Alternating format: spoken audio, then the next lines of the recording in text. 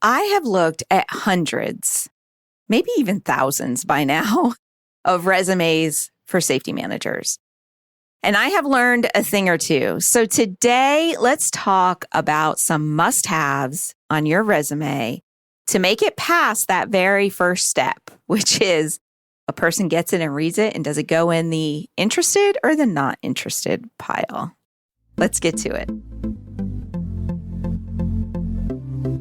Hey there, safety friends. Welcome to the Safety Geek podcast. I'm Bri Sargent, CSP and 20-year safety professional. After spending years training safety leaders across the globe for a large corporation and creating safety programs from the ground up over and over again, I am now sharing my processes and strategies with you. At the Safety Geek, you will learn how to manage an effective safety program that increases your management support and employee engagement, all the while helping you elevate your position and move up in your career. If you're ready to step into the role of a safety influencer and leader, you're in the right place. Let's get to it. Hello, my safety friend. How are you doing today? We are continuing our series on career advancement in safety, or career advice. I don't know what I'm calling this series, but it's all about your career in safety. And today we're talking resumes. And what I will tell you is that when I gave my notice at 2 different companies, they asked me to vet my replacement. And sitting back today, I really think that's weird. I really, really do. Like even at one company, when they were replacing my boss, they had me do the first round of interviews. And I'm like, you're having me pick my own boss? That's really weird. In fact, at one company I work for, I actually hired my replacement. So they didn't just have me pick them or vet them ahead of time. They actually had me hire my replacement. So when I moved into a regional role, it was actually one of my duties. I was overseeing 39 locations, and anytime a new safety manager had to be hired, I was responsible for the first and sometimes second round of vetting for the applicants. So I would do interviews and all of that good stuff. And then when I started training safety managers, I was always given their resume before. This is not Safety Management Academy. It's when I was doing at a corporate level. I was always given their resume before the onboarding started. So needless to say, I have seen too many safety manager resumes that I can count. And I can tell you that there are some things that hiring managers look for to help weed them out. Because what you have to realize is that when you're applying for a new role, if that job posting was public, right? Like they put it on their website or something like that, or they put it on one job board or LinkedIn or something like that. There are websites out there like Indeed and ZipRecruiter and others that actually scour the web and curate job postings for their app, I guess it is, right? For their job boards. And this is why there are so many jobs on there. So a lot of times what you'll find is that it's not like company A, when they need to hire a safety manager, they're posting it on LinkedIn, they're posting on Indeed, they're posting it on Monster, they're posting it on ZipRecruiter. No, they're posting it in one place and those other places are just curating it from them. That is a possibility. There is a possibility they're posting it everywhere. You can usually tell if you're not actually applying within the app, if it just automatically takes you to their job posting on their website. Just means that it was curated from that. And there's nothing wrong with that. But what ends up happening is the job pool ends up vast because it's posted in so many places, which is great for the organization, right? But when you're submitting your resume, it means there's a lot of competition out there. You know, you might think, oh, there's not that many safety managers around here. I'll be great. Like I live in a small town. There's probably only 10 or 20 businesses that would have a dedicated safety manager in them. So you would think when one comes available, there's not that many of us in this small town that I live in. There wouldn't be that much competition, but there is. Because you're not just competing with the people in your town, you're competing with the people in the surrounding neighborhoods, people that are willing to relocate for the job, all of those things. So it's very common to have hundreds of applicants for one role. So what those employers need to do is then weed through them as much as possible. Now, some of them actually have the capability of using computer AI to weed through them, and we'll talk about how you can get around that right now. But others, they just glance at them quickly and literally are doing the like accepted, not accepted, accepted, not accepted to try to at least do a first round to get it weeded down because they can't interview 100 people. They want to get it down to where they're interviewing a reasonable amount of people. And this is why sometimes you'll do that first telephone interview where they're just going to ask you the same 5 questions they ask everybody to kind of weed them out even further. So it ends up being a process, right? So making your resume stand out is vital to getting your foot in the door. So I have 5 tips for you that you can do right now and refresh your resume. So are you ready for them? All right. Number 1 is keywords and key phrases. So when your resume needs to be packed full of keywords that computer AI is looking for. And you might be saying, I don't know what the computer wants to see in my resume. So go to the job posting and likely you will see things in that job posting, which are keywords or key phrases that they are looking for. It could be experience, it could be skills, it could be job tasks. You want your resume to match that job posting as much as possible. So that way you get through those little AI computers, things that will rate your resume and possibly weed you out. And you might be thinking, but I have one resume. How can I make sure it matches every job posting? And that's something I disagree with. I think you should have a starter resume, but then you create a very specific resume for that specific job to make sure that you're hitting those key phrases. If you find key phrases or keywords that you're seeing in a lot of job postings, then you can add that to your generic to give you a good starting point. So make sure that they are just filtered throughout. It's not like you're just going to have a list of key phrases, although I will tell you a way to do that in just a second. But it has to be in natural language. It has to easily be read within there. So it might be like, yes, when I worked at ABC Company, I managed the lockout tagout program, the machine guarding program. I did safety incentive programs. I managed a safety committee. All of those things, which are key phrases that they might be looking for. So that is tip number 1, is make sure that your resume is full of keywords and key phrases. Tip number 2, 2 pages max, no more than 2 pages. And the meat of it needs to be on that first page, and the meat of it needs to be on the first half of the first page. There is no benefit to you whatsoever to be sending in a portfolio of stuff to them right now. I do have some ways around that on creating portfolios that I'll probably share in the future. But if your resume is too long, they're not going to read it. We are in a society right now of everybody having tweet size information, okay? You want it to be short, sweet, to the point. You can put some meat into your cover letter and flourish all of that, but your resume itself should be no more than 2 pages, and that includes everything that you need to put on there. Your skills, your education, any speaking or writing engagements that you've done, your referrals, your certificates, anything that you want to put on there needs to fit within those 2 pages, okay? Number 3. Plain text.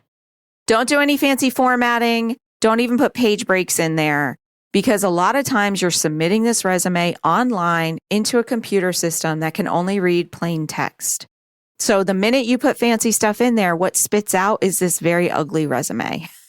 And then have you ever seen when you submit a resume where it actually fills in most of the fields on their online application for you?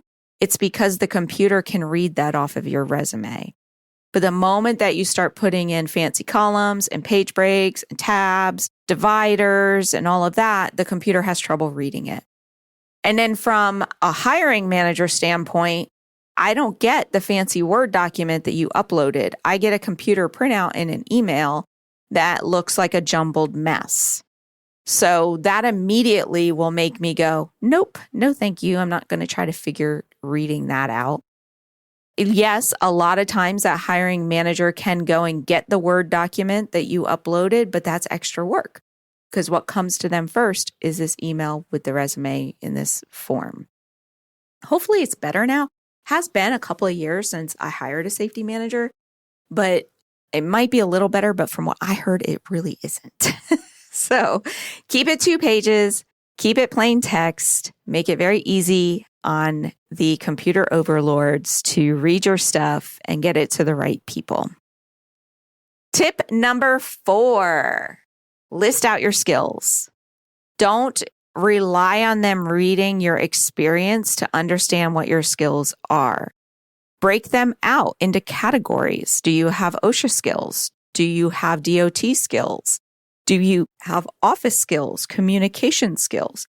And list them out. And this is a great way to pump up your resume with keywords.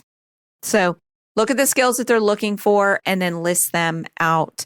I like to put my skills at the very top, right after the next thing, my opening section, which I'm going to tell you about in a sec. I like to put it right at the top that these are all of my skills. I have computer skills. I might have like training skills. I might have OSHA, safety skills. Like, hey, I'm OSHA certified. I have my OSHA 501. I have my OSHA 30-hour card. My forklift certification. I'm a certified first aid trainer. I have taught Smith system, whatever it needs to be, you just list it out in skills. And then you don't have to list it down at the bottom, right?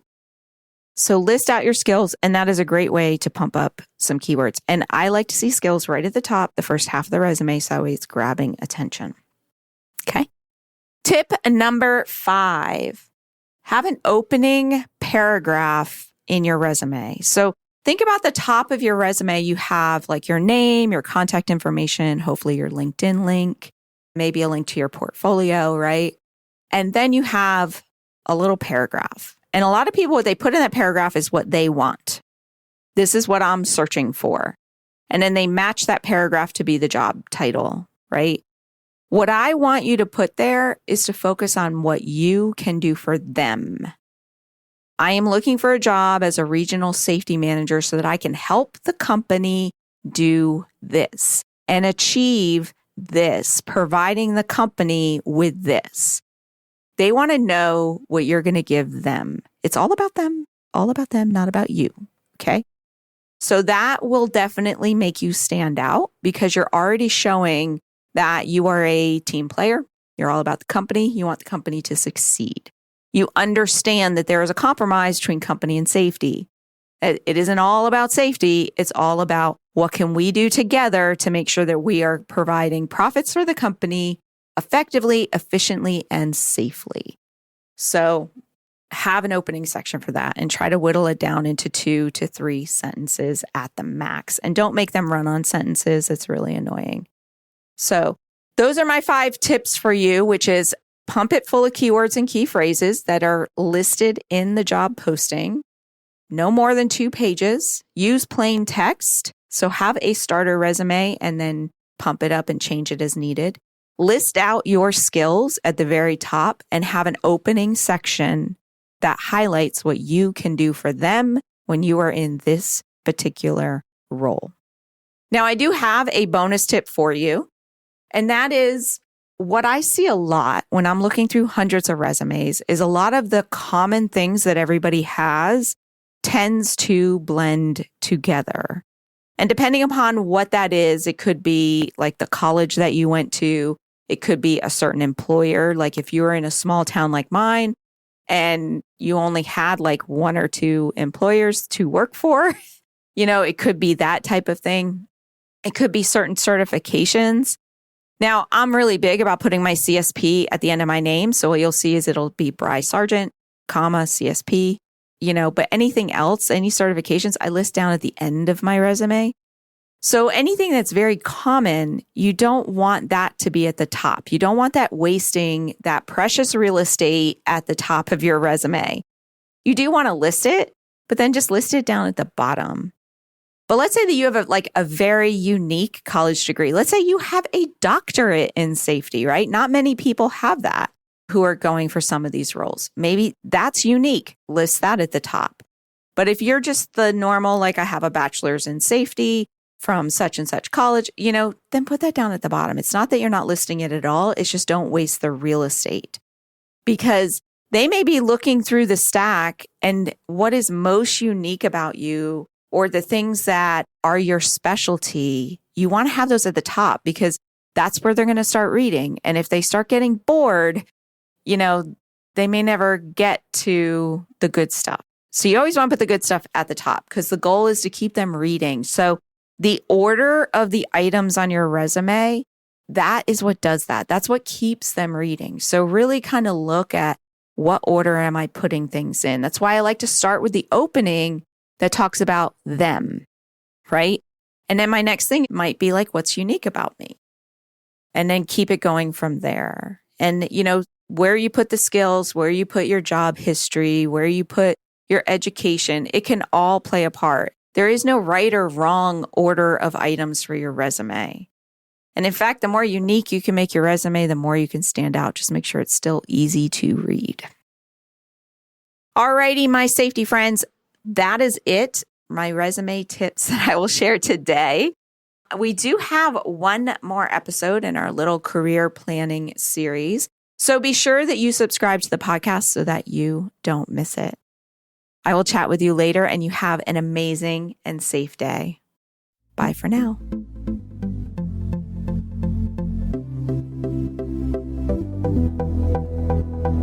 Hey, if you're just getting started in safety or you've been at this for a while and are hitting a roadblock, then I want to invite you to check out Safety Management Academy.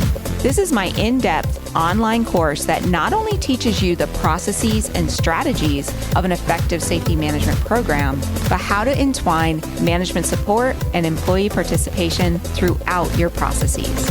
Are you ready to finally understand exactly what you should be doing and ditch that safety police hat forever? Then you have got to join me and your fellow safety scholars over at Safety Management Academy. Just go to thesafetygeek.com/SMA to learn more and to get started. That's thesafetygeek.com/SMA. And I will see you in our next students only live session. Bye for now.